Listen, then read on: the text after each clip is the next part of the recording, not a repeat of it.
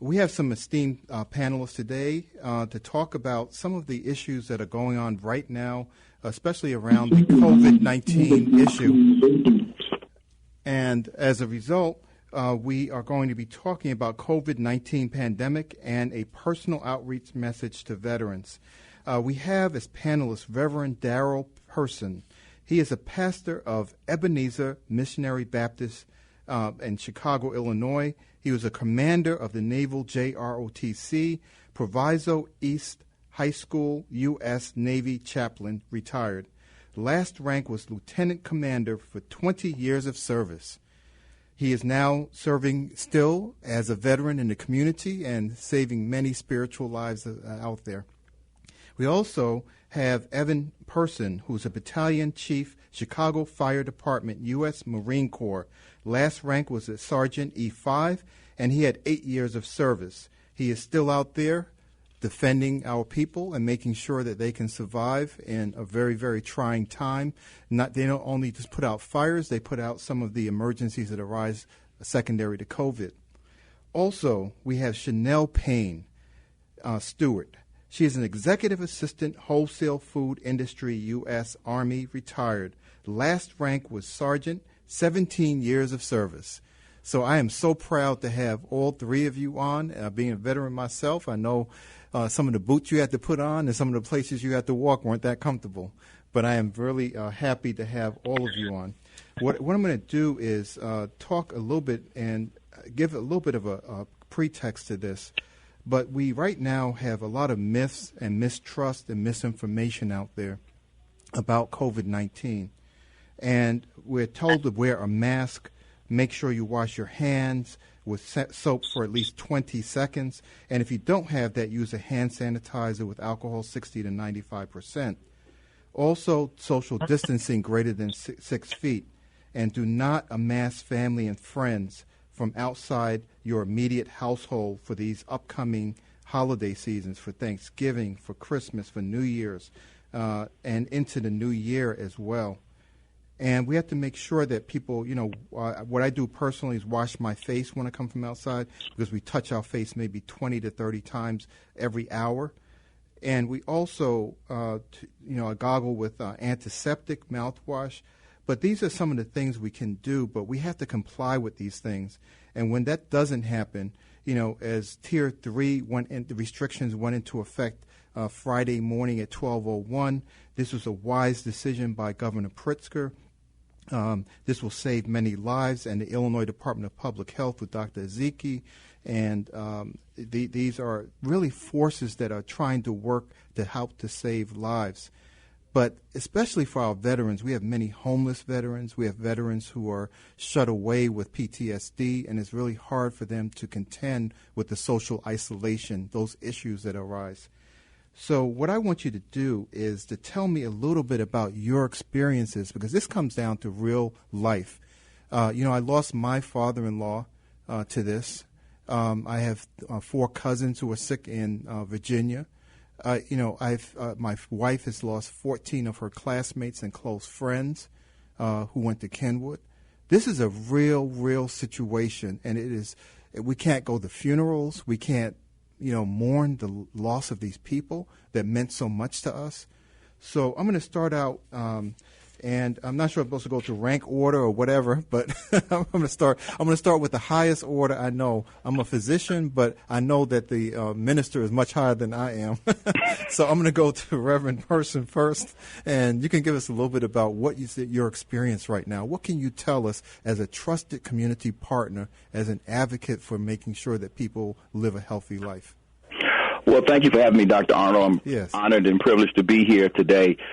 You are absolutely right. It has been, this COVID has been devastating to the community, particularly the black and brown community, a community that's filled with veterans who have been impacted as well.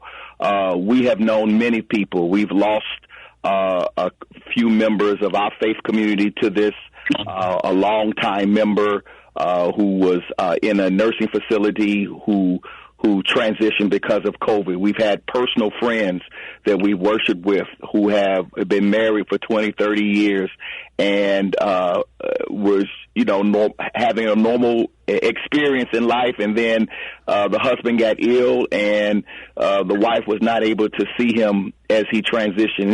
It was devastating. We've had members of our faith community who have worked in healthcare industry, particularly in hospital, who have gotten sick because of this disease.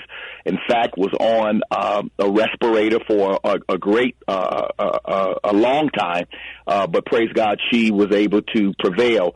But it has been very impactful. And then the mourning pieces, not being able to be there present with family members who have lost people, it's been devastating. So not only we don't have that ability to hug and to hold. We've had to do it at a distance and use technology and Zoom funerals and Google Meet funerals just in order for people to express their feelings and say goodbye to their loved ones. So this is very, very serious, and just because we may have a vaccine on the horizon, we cannot let up. We have to intensify our efforts so that you can be here this time next year, and so that's where we are. And the churches are trying to do their part, encouraging their members, spreading the word, using every bit of technology and platform available to us to get the word out. Fantastic. That is such a, that makes so much sense to me, because, one Thanksgiving, to miss one Thanksgiving means you don't miss another 20, right? Correct. Yeah. And you bring the virus into the home, you can actually kill someone in the family. That's how bad it is. Absolutely. And we have got to start using our minds and knowing that this thing is very serious. It's highly contagious, and that a mask does help to protect you, and that washing your hands do help in preventing this transmission of this disease. And you don't want to bring people into the family room, into your home from outside, even though they're friends. You want to be a great friend. You want to protect them. Absolutely. I was talking about this before, and the governor gave a press conference, and one of the things I mentioned was that, you could walk by someone in the street without wearing your mask, trying to bring people into a room to be, to have a dinner in a restaurant, right? And do things that really go against that. So I walk by somebody, right? And I may walk by them not knowing that I even have the virus. And exactly. I pass that virus onto that person. And guess what? That person then goes to visit their sick child in a hospital who has cancer. And I just caused that child's death. Exactly. That's how serious it is. We have got to have a social conscience. We have to have the compassion and the empathy for other people, and make Absolutely. sure we're protecting everybody, including ourselves. So, I'm going to move on now to Chanel, and why don't you give us a little bit about because you're really in a very interesting area with the wholesale food industry. We see people lining up now because of the COVID-19. People are becoming unemployed. We have more veterans who are homeless than ever before, because people are losing jobs. So, that is another aspect of this. Why is it so important for us to realize that even though we're going into a time period where we're having a celebration, we need to be protecting ourselves? And did you have any personal stories, anyone that comes to mind about this COVID crisis? Yes. First of all, I would like to express my sincere gratitude and for extending the invitation to be a part of the discussion panel by saying thank you, Dr. Arnold, along with my thank yous to the AHG team as well. For me, my experience with the COVID virus, my mother-in-law has the virus as well. Praise God, she's been healed of the virus. The COVID virus is real, and it's not to be taken lightly.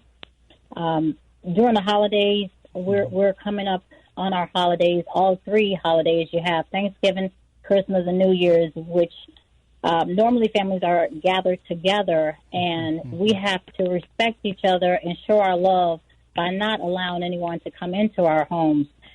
This pandemic has crippled our nation, and there are certain myths going on around about the virus. However, we have to consider it as being deadly because the numbers are constantly rising. Yes. It's on the rise. Several days ago, I've heard the governor of New York, Governor Andrew Cuomo, he had made a statement, and he said, "I love you so much, and I am so thankful for you that I'm not going to see you." That's how I have to show you that I love you. I'm not going to see you. That's how much I love you. So in this season, it's not to be taken lightly. You know, if your family member, other than your family members, should not be allowed into your home. You know, this Thanksgiving is only one out of many, you know, Thanksgivings, you know, that we will be able to see each other if we just skip, you know, from your loved ones coming to your home. But also, my niece had the virus as well. Well, two of my nieces had been experienced with the virus. It's important that we wash our hands, continue to keep social distancing, and wearing our face protective mask is number one. We have to respect each other. We could save lives if we just adhere to our government officials, our governor, along with the task force team, the coronavirus task force team as well. Yeah, you know, and the thing that really, you know, is a common denominator between chronic diseases and this coronavirus, right? So what happens is that with diabetes and with high blood pressure, what they affect is the brain with strokes and, you know, that kind of thing. They also affect the heart with heart attacks, you know, and they affect the kidneys as well as the lungs. You know, we always think about the lungs. But these blood vessels get damaged, inflammation from these chronic diseases. And this COVID virus actually attacks the same blood vessels. And that's why we have to be really looking at this, because it's not just about whether you live or die. Because if you do survive this, it can actually have ongoing consequences for you. And we have young people, you know, succumbing to this virus, and we don't know what that's going to, you know, foretell for them in the future as they go, you know, into the future, whether this is going to be an underlying chronic problem that people are going to have to deal with.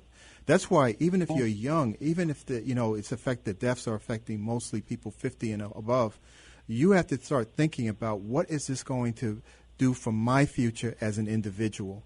And what is it going to do if I bring this home to my parents and I'm a teenager? I maybe end up being homeless because my dad and my mom pass away. My grandparents who are taking care of me pass away. So you really have to think about what this means for you as an individual, even if you are young, that you must wear these masks, you must social distance, you must protect your family. And you must also make sure you wash your hands and, you know, clean the environment that you're, you know, surrounded in. So I'm going to go on to Evan. I know Evan Person has been waiting there. He retired as a Marine Corps, so I know he is at the, you know, with his sword drawn and ready to charge forward as an E5. But, you know, and he also, you know, as a battalion chief of the Chicago Fire Department, this man is out there in the mix. That's all I can say. So, you know, why don't you tell us a little bit, Evan, about your experiences and what, you know, some of the, I know that you're in a command position, but, you know, what you're hearing about on the streets with the EMS workers, what people have to go through every day. Well, it's a struggle. First of all, I'm in the Fire Prevention Bureau, and we've had yes, sir. A large span of my co-workers got caught up in the COVID and had to be tested for various reasons. Got it from their family members or whatever the case. We almost had to shut our office down because they had to be quarantined. So it's very serious out here. And the ones that's on the street, the personnel, EMS and fire department personnel, it's a strain on them because they see so much out there. I mean, it's focusing on just trying to help and trying to be there. But it's hard when you see that they're not wearing masks. People are not wearing masks. Like I said, they take it as a joke or say it can't happen to me until it does happen. It's so sad. This could have been prevented just by simple steps: putting the mask on, keeping social distancing, washing your hands. And it's really sad to see this happening. Because I think more lives could have been saved if we just follow protocols, SOPs, procedures, and the guidelines that were set up. Yeah, one of the quotes I came up with after, being in medicine for such a while was, it said that science never asks you to believe in it, but is unforgiving if you do not. So you better, you may not believe in gravity, but try walking off that cliff. So I think people need to wear that mask. They need to wash their hands. They need to socially distance and keep that in place. And luckily we have, a great governor, Pritzker. We have Lieutenant Governor Juliana Stratton and Dr. Ngozi Ezike, who's, the current director of the Illinois Department of Public Health. I was a former director back in 2007-11, but they are doing a wonderful job trying to push to make people really understand how serious this is within our communities. And I'm looking forward to all of you. You all need to be community ambassadors. You need to, be part of the system. They're actually asking for that to happen now, and we are looking for community ambassadors to really spread this word. I'm going to try to get the injection of my COVID vaccine online, and I'm waiting for my turn to do that. But that's something that's going to be important to me because I want to protect my family, my friends, and my community. Absolutely. Yes. So any last second words, because we're about to close out the show? Let me. 1 second. Yeah, about 20 seconds. Okay, this is Pastor Person. I know that a lot of people are getting caught up in the holidays and how special they are. Just remember this. This may not be the best Thanksgiving or Christmas you may have ever had, but it can still be the most memorable. You can look back and see what you did during these trying times, and you can make the best of the circumstance, so it can still be the most memorable. None of us will ever forget what Thanksgiving and Christmas and New Year's was like during 2020, 2021. So make it memorable so you can make it to next year and make it even better. Okay, Reverend Person, Evan and Chanel, we are going to have you back on again, but we just really love what you're doing for our community, and we are looking for you to be strong ambassadors. You already are showing that you have that right edge on it. And thank you for your service, as always.